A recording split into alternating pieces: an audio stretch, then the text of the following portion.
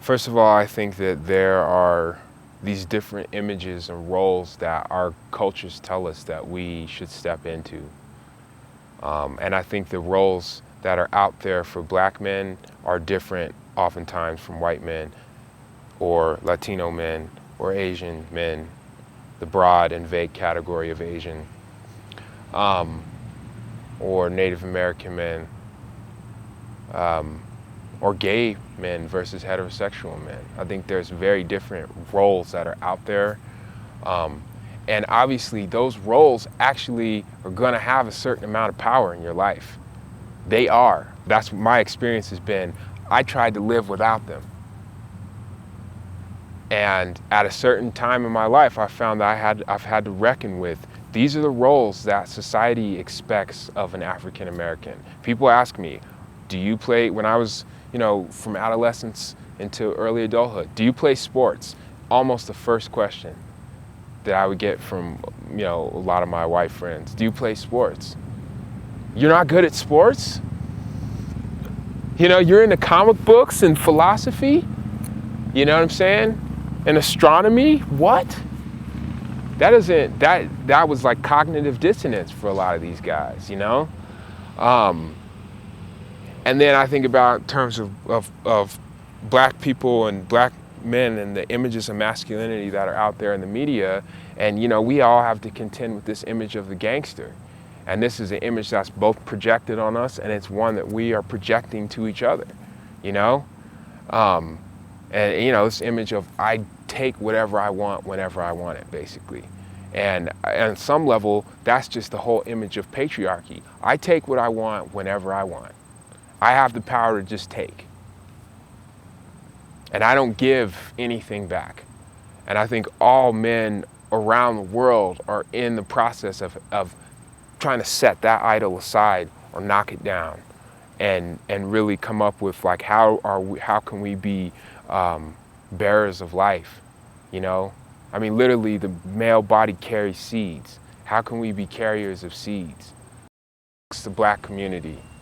And, statistically, I am statistically lucky to have made it from 17 to 32, 33, or maybe it's 14 to 35 without a major arrest, without becoming addicted to drugs, or without being killed or having killed somebody.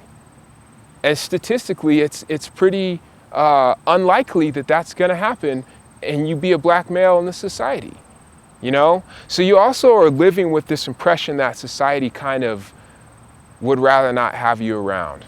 That's the impression that I've gotten as a black male. And I grew up in relatively privileged settings, whatever, suburbia. We're never wealthy or rich or even middle class. We were renters. But the impression I grew up with was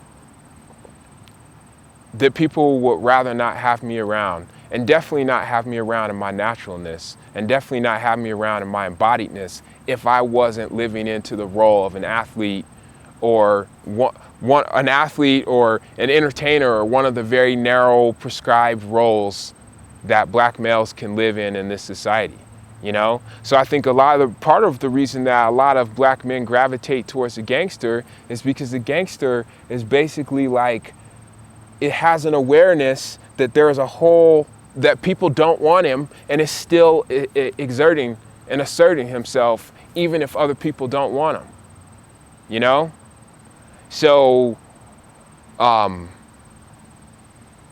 so I think that also as a black male, I feel like it's really important that we learn how to become good fathers again. And that we learn how to stay around for our children, our boys and our girls, because both the boys and the girls are seriously injured by not having males around. I remember when I was a small child, I lived in predominantly black neighborhoods for most of my childhood. And I remember there was a good while where the oldest man on the street was 19. The oldest man I could look around and see was a 19-year-old guy. You know, like you didn't see very many bearded faces around, you know? So sometimes I think it's important for me to just exist and just to walk around and be who I am and look who I am and encounter people and just be, here I am. I'm a fully grown black male that is not, has not been physically or socially injured to the point where I can no longer participate in society. I think it's just, in some ways, just important for people to even just see me. And I think it's important, yeah, and I think that we also have this as aspirational figures in our particular culture. We have these people that have been liberators and expanders of heart and expanders of consciousness and have been warriors, but they've been warriors through the voice and through arousing people's consciousness.